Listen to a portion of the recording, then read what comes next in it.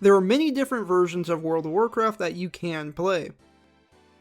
Cataclassic, Classic Era, Classic Season of Discovery, and Retail World of Warcraft, each being very different from the last. Today I want to take a close look at Classic Era specifically. Classic Era is the original Classic World of Warcraft, never passing the vanilla version of the game, meaning Classic Era has been out since 2019. How are the servers looking? What's the population like? Is it worth playing? Let's check it out and see how many of these questions we can answer. Logging in and leveling a fresh character, I did see a few others leveling as well, which was a nice sight. And there was some random dude who just kept giving me bags, and that was pretty nice too. I didn't feel like I was playing alone. Making it to Westfall, there were plenty of people running around, and I was able to get into a few Deadmine runs, which was fun. Past this point, however, it seems like it's harder and harder to find actual groups for dungeons. Instead, you get a giant increase in boosters, being able to boost level 20 to 60 if you have the gold to afford it. Luckily, it seems the community has noticed this and are putting effort into leveling guilds, and surprisingly from talking to others in the guild that I joined while leveling, there were quite a number of new players playing.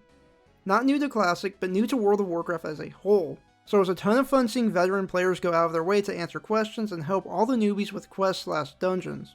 So leveling up was overall a great experience. Getting close to 60, there wasn't a constant spam of dungeons in the looking for group chat, but there are still groups going on. There was no shortage of groups forming for the Ani attunement in BRD. However, it seems most of these groups were being led by Chinese mage gold farmers. So take that as you will, but I was still able to get my attunement done. Other dungeons such as Skolo, Strat, or even Dire Maul did pop up occasionally, but it was for sure something you can't just log in and hop into. You either had to form your own group or keep an eye out for when one did pop.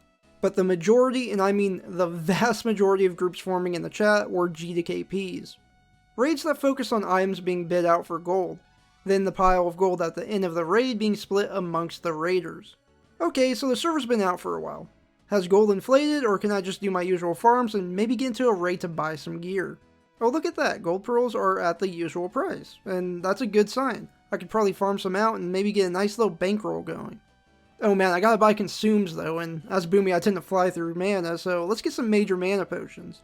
And they're fucking expensive. That's okay, I can just farm mats for these and make some gold to hopefully get into raids. I wouldn't mind spending 1,000 gold on a few upgrades, I mean that sounds pretty good to me. Oh, idols were starting at 3,000 gold in ZG. Cloak dropped and it's currently at 4k bid. Molten Core GDKP with bindings hard reserved at 50k each? Tell me you're poor without telling me you're poor. No one is going to waste their time joining a broke-ass Molten Core. Yeah, gold is not what it used to be in Classic. Thankfully, there are the occasional pub groups that form. I found that you can pretty reliably go all the way to Blackwing Lair with soft reserves every week. AQ40 and Axe, however? Well, there's very limited soft reserve raids for them, and the spots are even more limited, so you better kiss some booty cheeks if you want to get in. And of course, you can always just join a guild. There are plenty of guilds that run with DKP systems, loot council, or even soft reserve systems, and they are always looking for players. So is Classic Era worth playing? Well, is anything really worth it? Put so much effort into something just so Kelly can take half of it and fuck some guy named Dan who works at Wiener Schnitzel?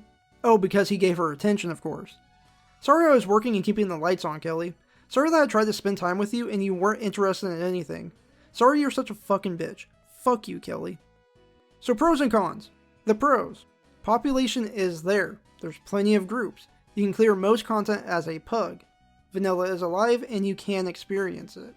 The cons. Gold is inflated. GDKPs run the server, boosting is everywhere, and you gotta farm harder for your stuff.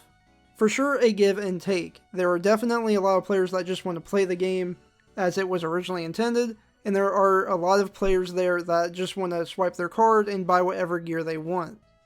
You can hop in and do a little mix of the both if you really wanted to, however, either way, you can get that vanilla experience. And if you enjoy that vanilla experience, then you're going to find enjoyment here. Not only that, a YouTuber named Cargos is pushing for a fresh experience of vanilla. Planting on the server Deviate Delight, there is a wave of fresh players leveling to 60 with plans to go through all content as if the server was brand new. So if you're interested in that, make sure to join in on the fun. I have to say that I have been having fun logging into Era and just doing a dungeon or a 20-man raid. It's nice to just have a character on vanilla, knowing at any point I can just log in and enjoy a bit of the classic fun and not being left behind. It's never going to go anywhere, it's never going to update, it's just vanilla. Let me know what you guys think though, and what your thoughts are on the Classic Era servers. Do you think the vanilla experience really is there, or have GDKPs and the gold inflation ruined all of it? Let me know in the comments down below. I'll see you guys in the next one. Peace! Making it to Westfall, there was plenty of people running around, and I was able to get into a few dead mine runs. I was going and doing some dead mine runs, man.